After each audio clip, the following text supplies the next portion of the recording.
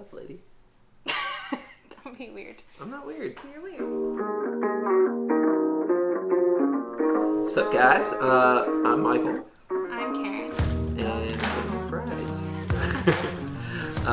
Some of you guys are probably wondering why we're making a vlog right now.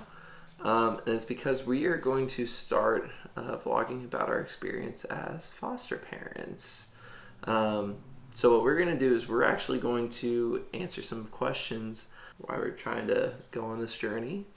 Just kind of explain what's going on in our soon-to-be bigger family. And figure that out. So, Karen, why are we becoming foster parents? It started with me in a meeting talking about an organization that I love and about kids that I love in a different country, and how I just wanted to go back there and be a part of it again and spend time with them and love on them and love on those kids, and God just saying, but why not here? God's called us to do this, and it's a fantastic opportunity to love kids who are in a hard situation. And we already love kids. That's kind of our lives right now. And just help families have an opportunity to heal, have families have the opportunity to grow, and have opportunity to be a part of kids' lives when they're in a tough point, and just surround them with community that is going to love them and care for them and pray for them and lift them up to God. So the crazy part is, for Pinellas and Pasco County, there are 6,000 kids in the foster care system. That means there are 6,000 kids that went from a bad spot to a traumatized experience with being in a place that's not their home. And something that blew my mind when we went to orientation was that the first line of defense, like, for these kids is not to go to foster care. So let's say there's an abusive situation in a home and they try to remove the child. The first people they contact are their immediate relatives. So brothers and sisters of the parents, like their parents, grandparents, uncles, aunts, relatives, like, and then they go to their, basically anyone who came in contact with the kid. So at any point, their, spouses of friends, co-workers, neighbors, teachers, all of those people, neighbors, anything. And in order for them to call the foster care facility, it requires every single one of those resources to have been, no, I will not take this child into my house. That's 6,000 kids whose immediate circle said no. It's not something that, we just have always wanted to do. It's a very new thing. But it's something that God has called us to and brought us to.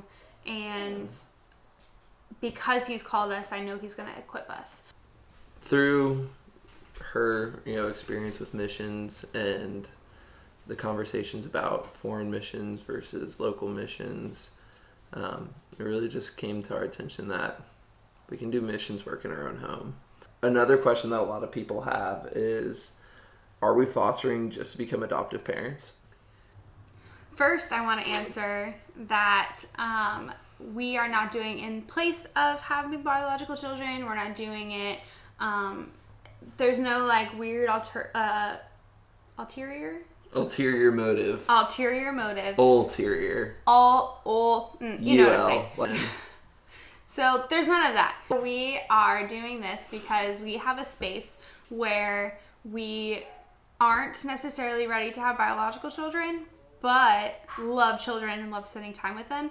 And so why not fill this time with serving God in this way? We definitely still want to try and have biological children, but we're also open to adoption. We've always been open to adoption, but we're not really sure what's going to happen with this. The term foster to adopt isn't a thing anymore. You don't foster with the intention of adoption. Typically, the goal of foster care is reunification. So reunification. Oh, wow. So what that means is that your goal is to help the biological family be back together. So the kids aren't going to be ours forever unless something really sad happens, which means the parents' rights were terminated. And that's not a good thing. But we're also not opposed to adopting a child out of foster care. So a question that a lot of people have asked me is, won't it be hard when you have to give the kids back? We were having a chat with with our mentors, and she said, we told her, like, we're scared we're gonna be heartbroken, and she looked at us, she said, awesome, that's exactly where your heart needs to be in order to be in this ministry. Because if you weren't heartbroken, that means that you didn't give these kids the love that they needed, which is why they're in foster care in the first place. Who's gonna cry first, you or me? I'm gonna cry right now because Ayla's trying to climb up on the table, but probably me. I'll probably have a hard time. Yeah, I'll have one manly tear that just goes every day, just every day. I think the biggest thing is that people are afraid to attach to kids in need, and these kids that might not live with them forever. Mm-hmm. And you form this like permanent place in your heart for them. But that's exactly what they need. They need someone to attach to them. They need someone to feel like they're worth being attached to. And the best part for them is when they get to go back to their family that's grown and learned and strengthened through this process and been prayed for sure. Mm-hmm. And for them to see that it's hard for us to let them go. That means that they're valuable. They're getting to see their worth, their true worth. But how much better is it to know that, A, they're going back to where God had originally planned them to be, and healed a situation that wasn't good. But also for them to have the strength and knowledge that they're so valuable and so cherished and will be forever part of our hearts and will be forever part of our prayers. And that's not going to stop once they leave. I think that really raises a question. How does that leave us? Like, how are we qualified to be foster parents? I think the biggest qualifier for us is that this is a calling from God. Mm-hmm. It's not something we're trying to do on our own. It's not something we're trying to do of our own strength by any means. Because he's called us, I know he's going to equip us. And so part of that equipping process is there are legal things that you have to do. So we are taking a professional parenting class. And then after that, there's like a home study, which is what they call the like intense interview process. Like home inspection sweep to make sure that we don't have termites. I think that's a thing, maybe, but more so that the child will be safe in our house. So this is probably the last question we get from everybody. How can you guys help? The first thing you guys can do is you can partner with us by praying. That's the thing that we need more than anything, is we need you guys to be lifting us up, lifting up these kids, Pinellas County, all of the foster care system, be lifting that up to God, to let him have his way in that system. Number 2 is be expectant of just like being there, being a part of the community with these kids and for these kids. Get to know them, get to know their names, and get to experience them in all the fun ways that children bring. So play dates and all the other crazy things that go along with that. We're super excited about that. The third way you can help is if you have materials in our community, you've been parents, your kids have grown up and you've got some hand-me-downs. Those could be very, very well used here with these kids. Sometimes the notice that a child is going to be there is 1 hour. So having, a bucket of resources that we can pull from to make sure that these kids have a onesie, have, clothes that fit them, make sure that they've got, a warm bed, a warm crib. Children sleep in cribs. I mean, little people do, yeah. Little kids sleep in cribs. A stroller, a baby carrier, car seat.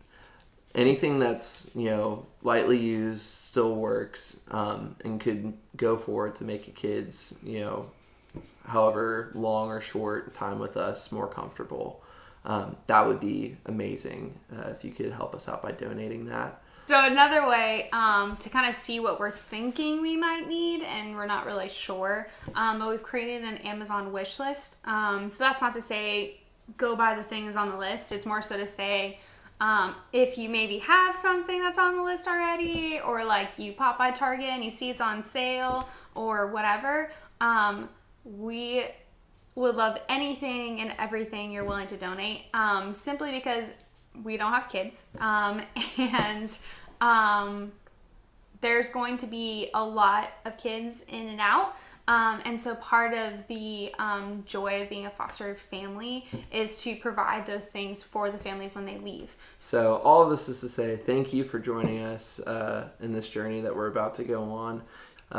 We'll show you guys a little bit into our lives as we become foster parents, as we go through this process. Because the ultimate goal is we want to help make foster care a normal thing. We're hoping to help educate you guys on what this really looks like. We're going to be completely authentic and transparent. So feel free to tune in, check us out. How should we sign off? Make foster parents.